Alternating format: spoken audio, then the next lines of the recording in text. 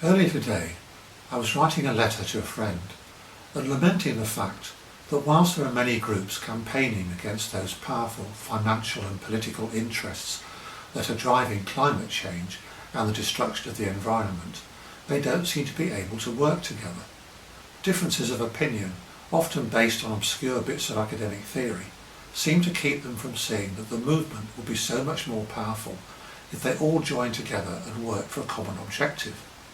After all, I wrote, Jesus built a movement with just 2 commandments. The rest came afterwards. And that's what I want to share with you today.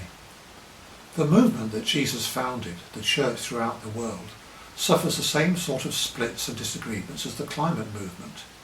Even within the Church of England, there seem to be some people who find it difficult to talk to other people who don't agree with them on certain points.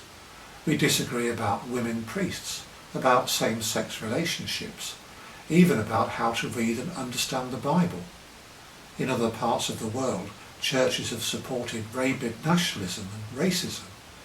Yet Jesus didn't say anything about any of those things.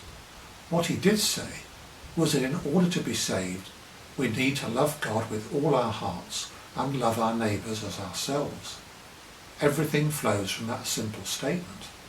Of course, we know that Jesus also taught in parables, stories and statements like the Beatitudes, but they're all based on those 2 principles which in Jesus' words sum up all the law and the prophets.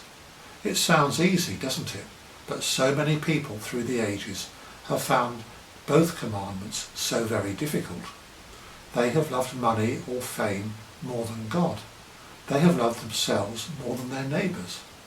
Indeed, human history shows in its endless list of wars that as often as not we've hated our neighbours and even sought to justify that by referring to the Bible. There are plenty of passages in the Bible that are difficult to understand and can be taken out of context. That's why I believe we should keep coming back to the basic central message of what Jesus actually said, not what we might have liked him to say. As we try and imagine a world after the pandemic, hoping that we can keep the good things and leave behind the bad things from our old lives, it seems more than ever important that churches and individual Christians work together to make sure that our voice, the voice of Jesus and the good news of the Bible, is not lost, drowned out by all those other voices urging us to put ourselves first. Loving God with all our hearts and loving our neighbours as ourselves is as vital a message now to build a fairer, juster and more sustainable society as it was 2,000 years ago.